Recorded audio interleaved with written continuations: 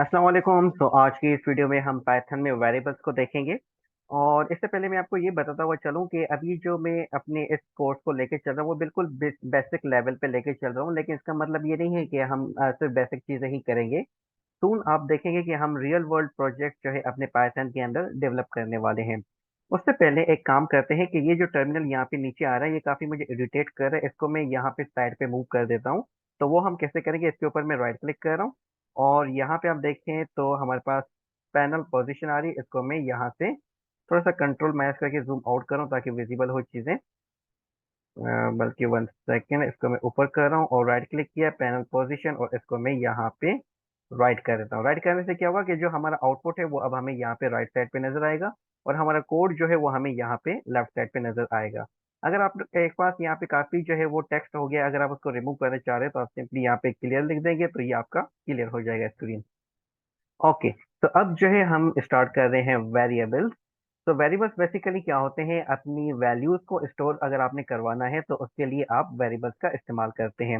Let's say कि मैं यहाँ पे लिख रहा था प्रिंट शेप और इसको मैं एग्जीक्यूट कर रहा था, तो आप देखेंगे यहाँ पे हमारे पास शेप परफेक्टली लिखा हुआ है। तो अगर आप चाहते हैं कि इस शेप को आप किसी न किसी वेरिएबल में स्टोर करें तो उसके लिए आपने सिंपली क्या करना है, आपने फॉर एग्जांपल यहाँ पे लिखा नेम इज इक्वल्स टू और यहाँ पे मैंने लिखा शेप लाशारी। ठीक है, और अब अगर इसको मुझे प्रिंट करवाना है तो हम सिंपली यहाँ पे क्या करेंगे, प्रिंट नेम। इस तरह से फाइल को सेव किया और यहाँ पे प्ले के बटन को हमने क्लिक किया तो यहाँ पे देखिए परफेक्टली आपके पास शुएब लाशरी लिखा हुआ आ गया है। तो इस तरीके से हम जो है वेरिएबल्स बनाते हैं। अब वेरिएबल्स में कुछ रूल्स होते हैं हमारे पास।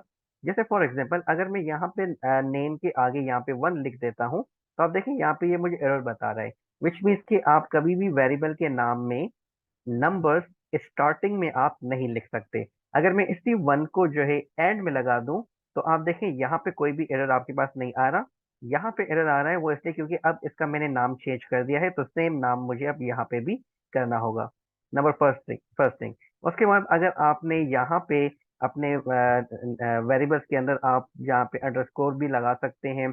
जैसे फॉर एग्जांपल मैं लिखना चाह रहा हूँ फुल अंडरस्कोर नेम, ऐसे भी आप कर सकते हैं।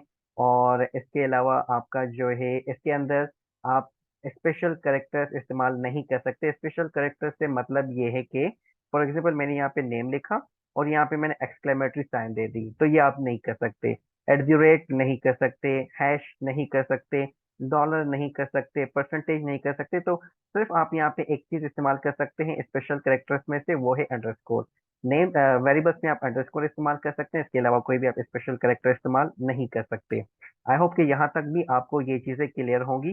तो अब अगर मैं यहाँ पे नेम में आके इसको प्रिंट करवा रहा हूँ तो आप देखिए परफेक्टली शैब लाशरी मेरे पास लिखा हुआ आ गया है।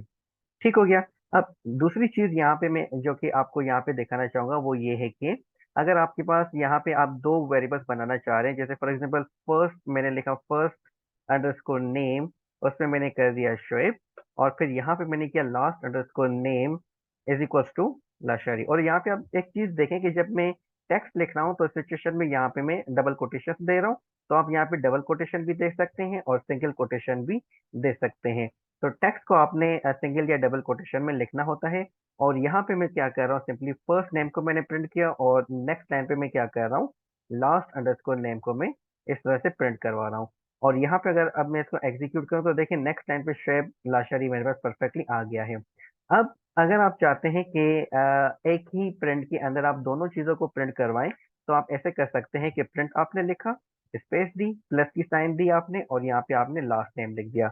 और अब अगर मैं इसको एग्जीक्यूट करूं तो आप देखें शोएब लाशरी मेरे पास परफेक्टली आ गया है। लेकिन अब प्रॉब्लम यह है कि इनके बीच में स्पेस नहीं आ रहा।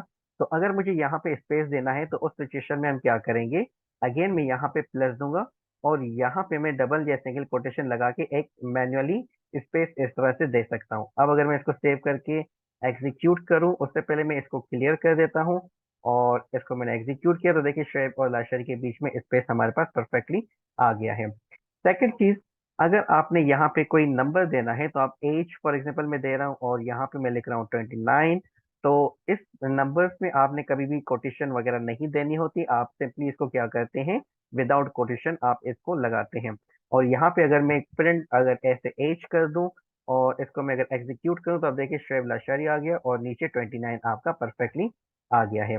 उसके बाद अगर मैं चाहता हूँ कि मैं यहाँ पे इस तरह से आउटपुट दिखाऊं कि एज इज इक्वल टू 29, तो इस सिचुएशन में मुझे क्या करना होगा? हम सिंपली यहाँ पे क्या करते हैं, डबल कोटेशन दिए, मैंने एज लिखा और ये इस तरह से थोड़ी सी स्पेस दी है और यहाँ पे अब मुझे प्लस देना होगा। तो ये प्लस जो बेसिकली हमारे पास होता है ये कॉन्केटिनेशन ऑपरेटर कहलाता है आपके पाइथन के अंदर।